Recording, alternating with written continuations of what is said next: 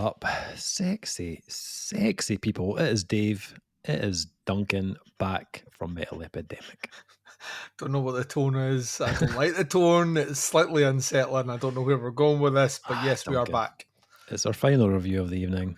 This has been a breezy evening. It has. Have we forgotten anything? It feels like that. Definitely feels like that. This is a review we've not done tonight. This is too early. What's going on? Feeling a wee bit fresh. So we're back to chat about the brand new album from Bristol-based. Long-awaited brand new album from. Let's fling that in there. Brand new album from Bristol-based sludge metal experimentalists, Sugar Horse. I feel like we've been chatting about these guys pretty much the entirety of 2024. Yeah. And I would like to say, actually, we've been chatting about them longer than that because they've been on our radar now for a good couple. In fact, they've been on our radar pretty much the life cycle of Metal Epidemic.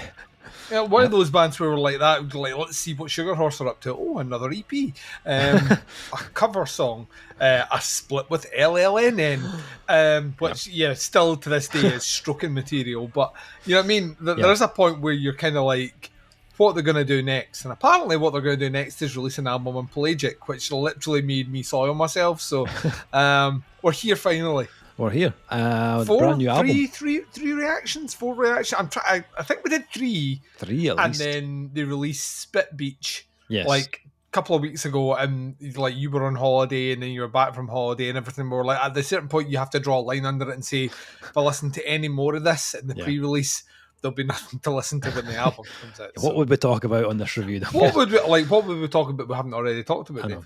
I know. So the new album, The Grand Scheme of Things, will be released on October 4th on Pelagic Records.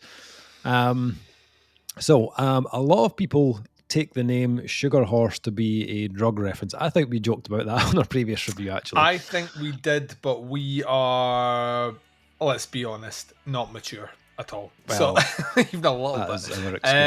So that kind of makes sense. And we live in Scotland, which is like the drug capital of the world. So how fucking dare you? Right? How dare you besmirch the? Let me just see if I can find any. Oh yeah, there's pages and pages of evidence on that. Right. Well, perhaps that is fitting for a band that sound like the last moments of a 3-day binge, darting wildly between dark, light, pain, bliss, sacred, profane. Sugar Horse are unpredictable and unrestrained. In typical Sugar Horse fashion, this album was intended to be a sideways step, a move away from the kind of thing that is expected of us, if anything is at all. A much more direct and to-the-point album, The Grand Scheme of Things recalls elemental bands such bands as Disparate as Sleep, Oceansize, Mogwai and The Cure, recorded almost entirely live in one of Bristol's most derelict churches, the aptly named All Hallows Hall. The history of the location practically pulses through the monumental record. You can almost hear the floorboards creaking, the old light bulbs flickering. Fittingly dilapidated atmosphere for an album concerned with the end of life. A meditation on the journey towards death, The Grand Scheme of Things is the outlet for singer Ash Tubb, a funeral pyre even, for his late father who passed away just as work on this record was beginning. The creaking floorboards, flighty light bulbs and more demonstrate a soul once alive and all too human, now leaving for somewhere else. The Grand Scheme of Things is an album full of gravity and Sugar Horse's most profound work yet. A bold claim considering Sugar Horse are a group well known within the UK scene for their uncompromising approach. So, we reviewed their debut album, the Live Long After, which was back in 2021. And since then, they've done some EPs and splits with the mighty LLNN. But I'm all about those full lengths, Duncan. You know me. All about craving it. And Pelagic. I mean, the thing is, I kind of love the fit here. It's not the fit I would have automatically thought for Sugar Horse at all. It just Pelagic has a particular tone, and that tone leans maybe more towards post metal. But there's a grandeur in their sound that actually like when you take a step back, totally fits that fucking label like a glove. So yeah, and once again, like they come with a bit of humor as well. Like the debut album had some of the best track titles I'd heard in a long time, and this one is pretty much the same. Like I think Fat Dracula was still my favorite from the debut. That was just like so fucking good. This one, I think Mullet Proof's pretty good. Like I think Mullet Proof. Like mean, I've been rewording the LaRue song Bulletproof. But this time, baby, I'll be mullet proof. Business up front, party in the back, Dave. But once again, the tone of the track titles are nothing like the sound of the music. Oh God, no. Like when you listen to New Dead Elvis, you're kind of thinking a little less conversation, a little more action, and what you're actually going to get is something not like that at all. Yeah. So I mean, like if you are completely new to Sugar Horse, when you hit play on this, like it probably will be a bit of a what the fuck kind of moment because track titles and music they don't really match. We checked out a few of these tracks before on our YouTube channel, reacted to a few singles, so we had an idea. I think we did New Dead Elvis, which was the first one. We'd also done Office Job Simulator, which I think was the final one we did, in the shape of ASMR to Come, which was the second single. Yeah. So three songs that sounded very similar but had their own quirks. Yes, indeed. But none that had... The interesting thing about it is none that had the drop that we were expecting, which weirdly enough actually came on Spit Beach. I think that's the bit where I was... Like, every single I was like... just because we're acclimated with our sound. Spit Beach made up for it in spades. Yeah. And even though, like, we'd heard those three singles... I was still really excited to hear this because I had no idea what else they had planned for this album. You couldn't tell. I said on the most recent podcast that dropped, I had been spinning the pre-release of this since, like, every time a track comes out, I've been spinning it, like, and then adding it to the collection. This is, to me, the grand scheme of things, has been one of the most anticipated albums for me this year, just because of the way we built into it and everything that's kind of come with it. So yeah. Okay, well, if that's the case, Duncan, then I'll let you take the floor. Then I shouldn't have said that, should I? Dave's like, most anticipated. You hold the baby. Go for it then. So, let me paint a picture. You've actually filled in some details that weirdly link in with things that I've taken away as thoughts on this and observations. Okay. And like the big thing being the idea of it being recorded in an abandoned church. Because what came to me was kind of the idea of the American revival scene. I don't know if you're familiar. So revival churches were basically... I think they still happen, but they were much more popular back in the, like 70s, 80s, 90s, where you would essentially travel like a band around the country preaching the gospel. And you would do it, that kind of evangelical, over the top, kind of speaking in tongues, hallelujah, your cat's now alive and your grandmother can now hear, see, and walk until they disappear and then they can't. And that's like, oh, you didn't believe enough. Like, to me, this feels like a kind of a very spiritual, a wholly spiritual album. Definitely. And it permeates all the way through it. And there's a couple of reasons behind it. I think vocally, there's a bit of that as well. Whether it's when you're listening to tracks like The Shape of ASMR to Come, where he's singing hallelujah. I mean, could there be more a profound like anointment of praise towards God? I don't know if there could be.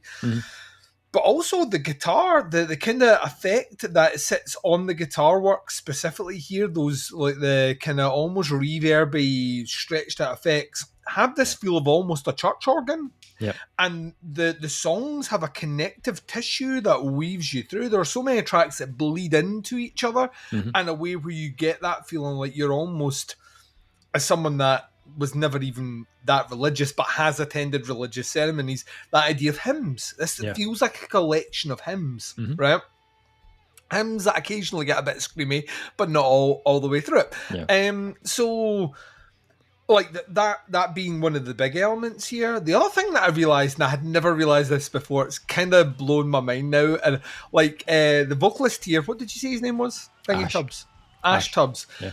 Weirdly sounds like, and don't hate me for this, former singer of the House Martins turned singer of Beautiful South, Paul Heaton. Right. He totally does. He sounds. He has that. There's something about his register which is slightly. It's above the mid.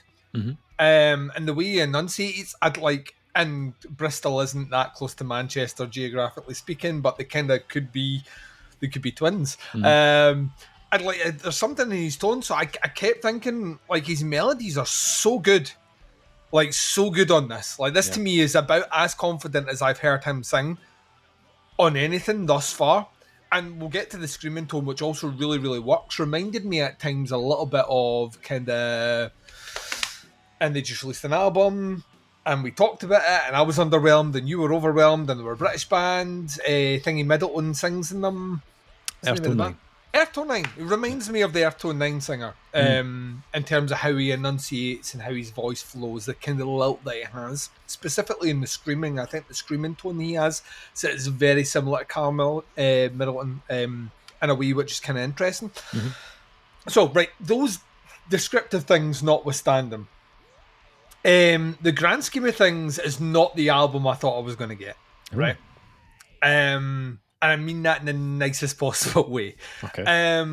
I kind of felt like the band, because we're on a bigger record label, were releasing the tracks that make sense as singles, and as a result, some of the heavier, darker moments would be held back, which is kind of true. Yeah. Weirdly, though, some of the more melancholy and melodic moments, which to me would easily be singles, are actually bits they've held back from. So I think we get a much better representation of the album from the singles, which is that exciting thing we always talk about of when you hear like 4 singles from an upcoming album, and you're like that, I feel like I've heard everything.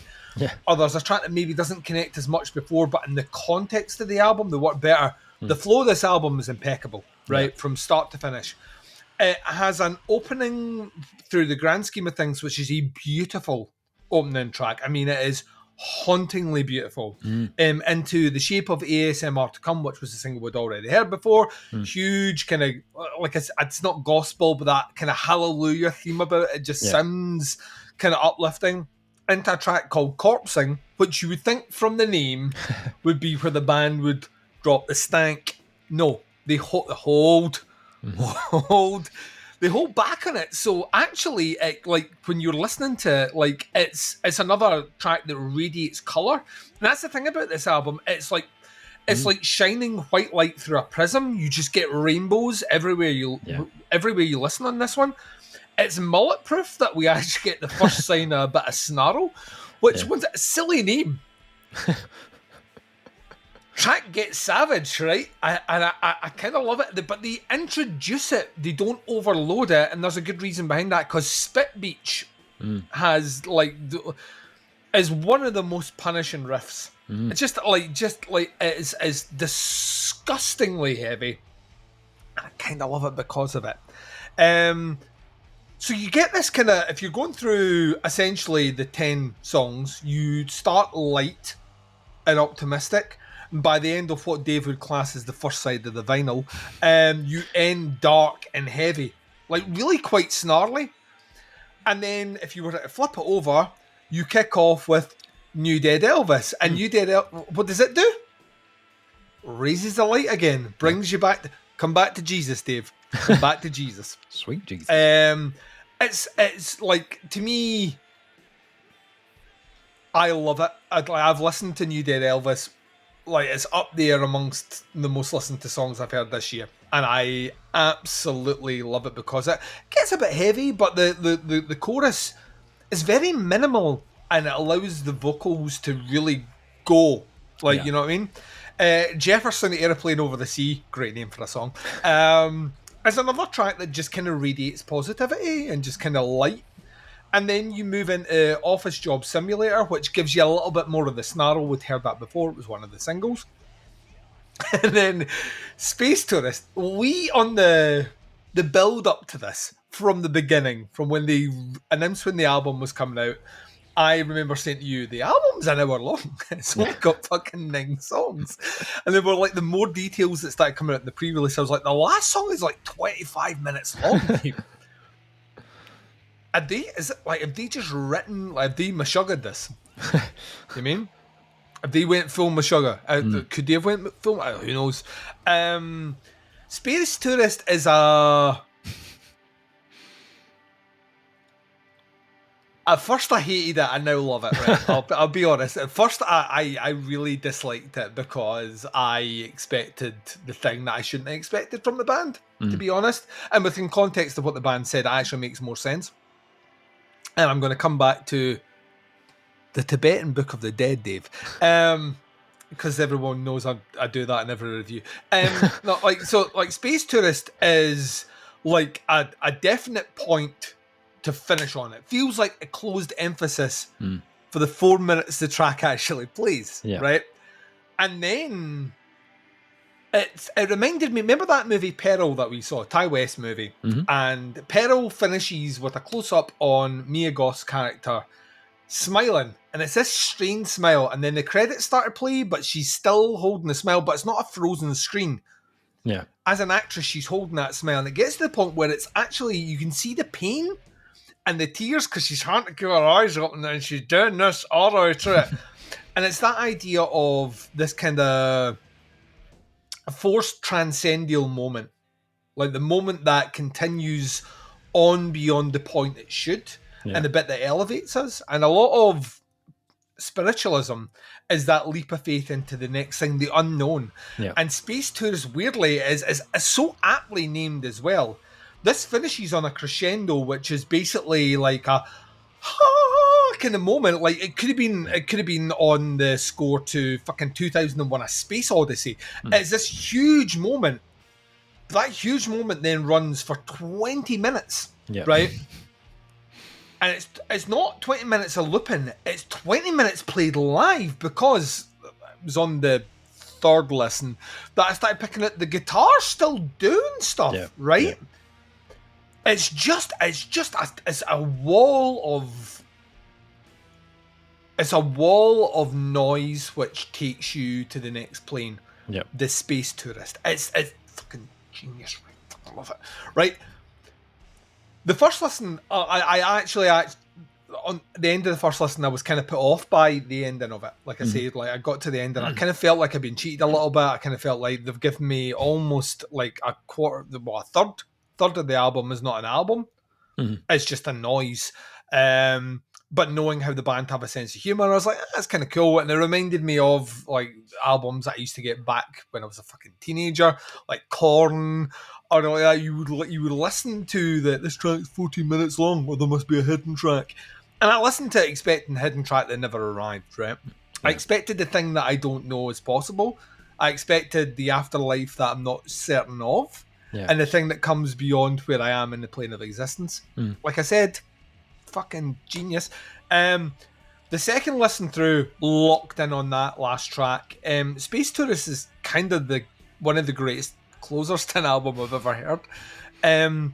Because it builds in this really savage and nihilistic way, but ends on a prolonged sound of optimism. And that's a happy chord that ends on. And that happy chord extends long.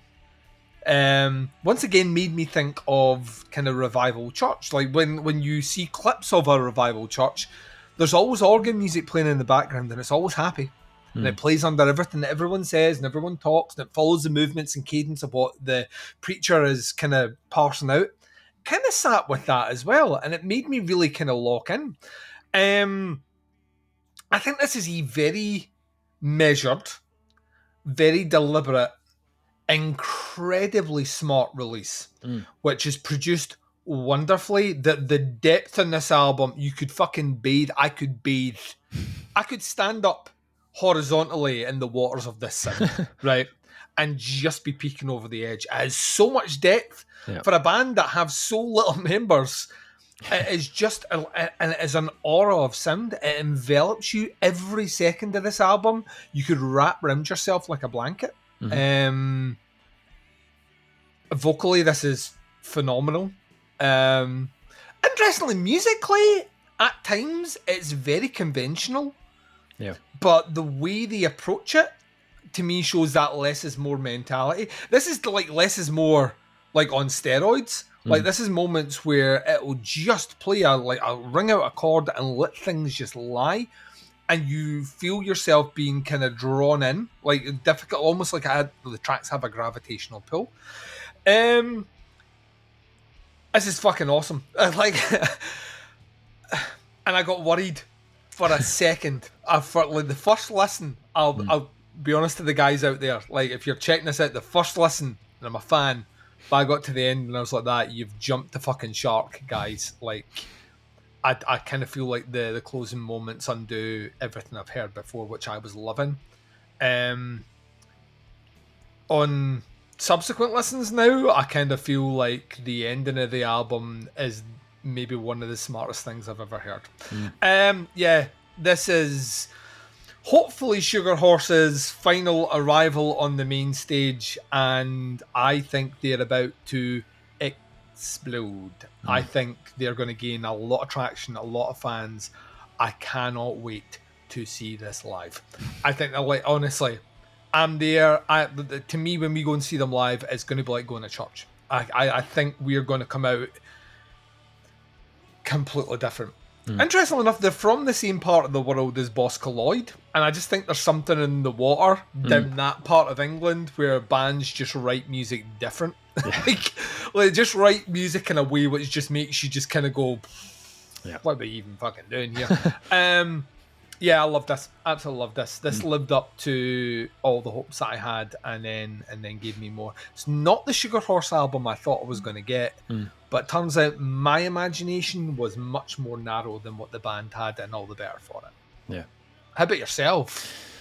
I had really no idea what I was going to get, to be honest. After the 3 singles, I was like, who knows what the rest of this is going to sound like. But on our review of their debut album, I think I said occasionally I found some of the tracks too long. Yeah, I mean, they took the tracks for a walk before. Like, really, I love the idea of that, and they're like that. Oh, really? Too long? 24 and a half minutes. Suck it. Yeah, I like the debut. I loved the debut, but I felt like there was moments where I kind of switched off. And this album is pretty much the same length as the debut. But the songs are shorter. Mostly. Except one track. The last track, which I'll come back to that. But yeah, firstly, I love that I've almost done like a reversal on this one, where the first few tracks on their debut were heavy as fuck. They came right out of the gate, loaded with a big sludgy post-metal riffs. And then as the album went on, they started to feed in more atmosphere and more clean guitar work. And then on the grand scheme of things, it's like the opposite. They went like, okay, the album's going to start very tranquil and very dreamy. It's going to slowly build up some layers with these big backdrops of atmosphere and clean vocals. And it's, to be honest, it's kind of amazing the way the album starts. Like the first track partly felt like an intro and an actual song at the same time. Where the arrangement wasn't really like conventional, but it was like kind of building towards a kind of crescendo, which you get. And then track 2 kicks in, The Shape of ASMR to Come, which was one of the singles we reacted to. And even though I'd heard that track before, I kind of forgot how fucking good it is.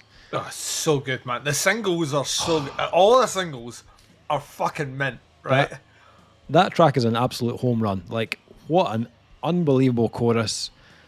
And the parts where it strips back to just the vocals and the clean guitars, those parts actually hold your attention just as much as the chorus does. But when that track opens up about the kind of halfway mark with the bigger chords and the big soaring vocals, it's just like goosebumps, absolute goosebumps. And at first I was like, man, that's just so good. Like, what an amazing track. And I was like, but how did they follow that? Like, how did they follow that track up? Like, surely this album's going to take a dip after that song. It must. And they follow up with a track called Corpsing. Fucking beautiful. It's absolutely beautiful. And before I get into that track, it was that moment when that track kicked in, I was like, right, has that organ been there the whole time? I was like, wait a minute. Hold on. Wait a second. Hold on. Back we go. It likes all the songs, Dave. It likes all the fucking songs. I went back to the first track and I played the album again. I was like, sure enough, that organ goes right through, like right through the album. Like it's just like right through, connecting all the tracks, the outros and the intros, all organ. And Church organ, an instrument that you historically don't like. I hate the organ, Duggan. But like fucking amazing. Like I was like, this just gives this album this feeling of like fluidity and cohesion, but also like this almost kind of thematic feel to it. But Corpsing is the dark sugar horse of this album. Like this is I love this track. Like this is it completely maintains that high quality that had been set by the previous track and delivers another really heartfelt chorus. And like at that point I was like, the vocals on this are just so good. Like Ashley is just, what an amazing job. Like he was great on the debut album, but I feel like he's got a great tone. He's a fucking phenomenal singer. Yeah. I felt like he was channeling something so much more on this album. Personal. It was, it was absolutely personal, and it came across that way, like much more profound. And that was to do with, lyrical content and themes and stuff. But I think even his vocal performance on this release is just up another notch. It's exceptional. Like his voice not only sounds more developed, but his choice of melody and when, to kind of bring in those harsher tones, which I'll come on to, it was just spot on. You'll also notice, like, along with these tracks being shorter, they are, as the press release said, much more to the point. There's less kind of meandering on this track. There's less experimentation. They are a little bit more conventional in structure, but I kind of love it. I think these tracks are brilliant. Like, in a word, it has bigger hooks than before, but still with these really like interesting textures and shoegaze chords and lead work that's very uplifting. It's weird. It's like it's less complex, but the simplicity of it makes it more profound in a way. It's more. Yeah, it kind of hits you harder. And then you've got that middle chunk of the album from kind of Mullet Proof onwards, where they do that kind of gear change where they inject this big dose of heavy guitars and screamy vocals into the mix. And it comes at the perfect time. It's just what the album needed to keep you kind of engaged and on the edge of your seat. And it gets heavy. Like, I was like, when that kicked in, I was like, there's that Pelagic kind of trademark sound that's kicked in. I was like, there it is. That's what we're talking about. That's literally why like that. These guys have it in them. Just wait for the drop. Yeah, so sludgy and got this real like post-metal weight to it. Totally different in tone to what came before, and it's not like a catchy track, but it's a brilliant switch up. I noticed that one of the guys uses a baritone guitar, so I think that's maybe where some of that kind of weight's coming from. Girth. Yeah. And that heaviness continues into Spit Beach, which, albeit a touch more melody to begin with, but in the build-up, but when it drops, it's like ugly. Like if Willhaven were from Bristol, then it's a total Willhaven bend. Yeah. Man, killer! Like, absolutely loved that. And the rest of the album just continues to give you parts that will either hook you in, like on New Dead Elvis, or really push that like ethereal shoegaze sound on Jefferson Aeroplane Over the Sea. Then on Office Job Simulator, I felt like I was getting a little touch of like the old Sugar Horse on that track, where it is a little bit more angular at times, and they push the weirdness just a touch. And then the final track is obviously Space Tourers, where the length comes in. I'm curious, like, first listen, give me Davey's first, because I've obviously said what my first listen was like, where I got to a certain point and I was like, they're just going to let this ring out for 24 minutes. So, like, I partly expected it to be quite ambient and quite dreamlike with a name like Space Tourist. Space Tourist, yeah. Which it is to start with. But then they bring in this like huge, like monolithic sludge part to kind of follow that kind of dreamy part up. And I was like, oh my God, this has fucking just got really fucking heavy all of a sudden. And then 20 minutes of a kind of synth tone and distant guitars in the background. And I was like, all right, there's something else going to happen here at the end, isn't there? You let me. And I was just kind of waiting. And I was like, is Cheech and Chong going to come in at the end of this album? Yeah. Yeah, I know. And I was like, no, wait a minute, they're not. They're going to hold this to the very end. And I was like, oh, I was like you on my first listen. Yeah. I was like, I don't really get it. I was like, I'm not sure. Did that work? I'm not entirely sure that worked. And then I was like, right, okay, I need to go back and I need to re-listen to the album. And then when I re-listened to it, the second listen, I was like, actually, you kind of get everything you want from that 4 minutes of Space Tourist. It gives you the melody and the dynamics and the heaviness. And then that 20-minute kind of synth sesh outro, I was kind of like, actually, this totally works. This totally makes sense. Like, it is very like, it's that kind of like beam of light for that last kind of, kind of transcendental last 20 minutes. And I was like, this is actually really clever. Like, they've done something really smart with the end of this album. And initially I wasn't sure at all, but the more I hear it, the more I kind of love it. The way they've just kind of finished that out. Yeah, even with that ending that I was a bit kind of like, not too sure. Like, even on my first listen, I was like, this is ace. Like, this is incredible. It's definitely more conventional in places in comparison to the debut, which was a bit more angular and a bit more unpredictable at times. But I think they've gave me even more personality on this album and showed me what Sugar Horse are capable of and how incredible their songwriting can be. It's also an album where my favourite track constantly changes. Like, every time I listen to it, I'm like, The Shape of the ASMR comes brilliant, and then You Dead Elvis is fantastic, and then Corpsing was just like the one that kind of like, oh, I wasn't expecting that, but it's fantastic. That big chorus at the end with the layered vocals, it is very spiritual. Like, it felt like kind of church choir. I think for the debut, and I'm pretty sure I said it on the review, I had to be in a kind of like frame of mind for it. That is not the case with this album. It's kind of fucking awesome.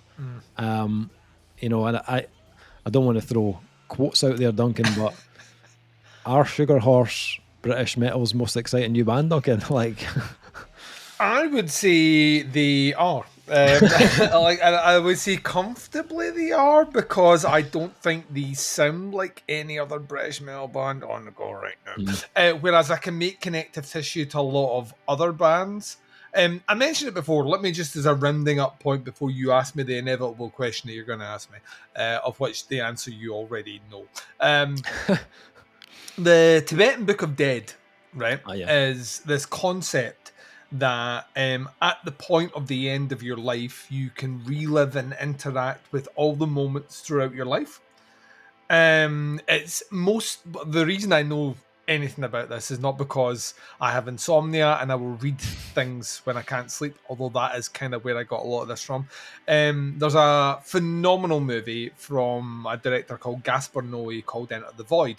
And Enter the Void starts off with a like 10-15 minutes conventional movie in which a character dies, and from the point that he dies, he then can relive everything, and it gets weird, right? But he does this. It's one of the most, in my opinion, like from a cinematography point of view, it's one of the most amazing movies ever fucking made, right? But the majority of the movie is like the spirit of someone interacting with pivotal moments in his life, and going beyond his kind of sphere of consciousness into other parts, and ultimately ends back in a really interesting position. This album, to me, is that. it like weirdly. At times, I felt like I was hovering above the band playing it. It's the weirdest experience. It's the closest thing I can get to, as someone that doesn't believe in religion, to a religious event. Yeah. I just felt like every moment was important on the album. Like every second of every song was important. Yeah. Nothing was cast away. And I can tell you right now, I don't think there are many. I don't even think I could give you 5 albums that have had that effect on me, where I kind of feel like everything I'm listening to it is to my benefit as a person, breathing, to pay attention to what's happening, and that's incredible. It is. You mentioned shoegaze. There's shoegaze in there, but it's not like shoegaze that you know. There's sludge in there, but it's not like sludge that you know. They've just kind of crafted their own thing. Yeah. And it just turns out I want all of it. We have talked a lot about, and we will continue to talk about, this weird sphere of bands that exist in this unknown genre, which no one has named yet, that we're just going to claim. Eventually, we're just going to call it the metal epidemic genre. Yeah. And there are bands in that make me feel like the music I'm listening to is more important than anything else that I need to do in the time that I listen to it. And this year we've already had some tremendous albums in that one. The new Flourish album, which we just reviewed recently, had that experience of like just I felt like all in kind of consumed by it. Mountaineer are a band that consistently do that. Yeah. And weirdly, Sugar Horse sit in that bubble as well. Yeah. But Sugar Horse are just a completely different entity. I've been spinning this album and sitting along beside a band called Foxing that you recommended that I fucking love. And those two albums sit weirdly really well together. And it suddenly dawned on me that Sugar Horse actually have a sound that connects to so much music. They could play. I've given up on trying to work out how many gigs they could actually play on in my mind in my dream booking of gigs. Yeah. The grand scheme of things is, do we want it? I think we can confidently say right now, foot on the ground, hand on our heart, that Sugar Horse are, I think, personally, the most important band in the UK right now. Now ask me for my score. Duncan, The Grand Scheme of Things by Sugar Horse. What is your score for this album? 1 out of 5. No, this is a 5. I honestly feel like 5 is doing a disservice to how fucking good this album is. It's amazing, and if you don't get it, then it's not for you just now. But I at some point in your life, this album will connect with you, and when it does, you'll never be able to lose it. It's fucking incredible. Yeah. I gave their debut a 4 out of 5, and mind-blowingly, this feels like light years like ahead of that. Like, I mean, this is a 5. This is like easily a 5, but it doesn't even feel like there's a point between the last album and this album. This feels just so much better in every way. Album number 2 as well. Yeah. That's not right. How do they top that? How do you follow this? I don't know. I don't know, but I feel like if there's a band that could do it, I think it could be Sugar Horse.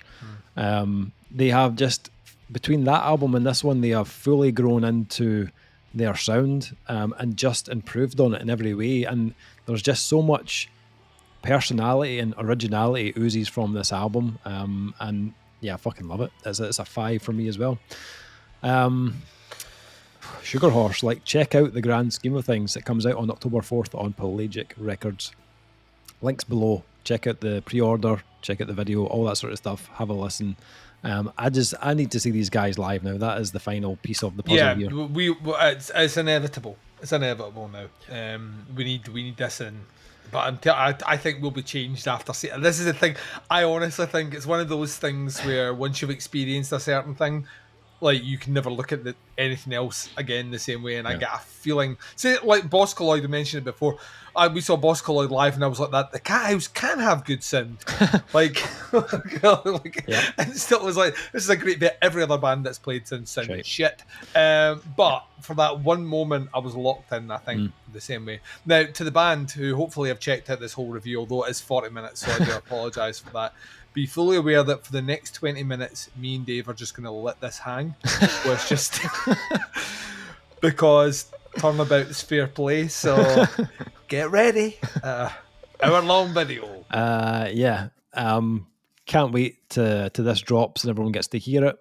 Can't wait to see these guys. If you wouldn't mind when you are doing a wee tour and you're coming to Scotland, if you want to bring LLNN with you, I would be cool. I've with already seen them live. It feels selfish. It does. It kind of feels selfish. We'll settle for a wee interview and maybe a pint. Let's do that. Sugar Horse, the grand scheme of things. Check it out. That's the review. Thanks for watching. We'll be back with another review very soon. Until then, take care. Speak to you soon. Bye, everyone.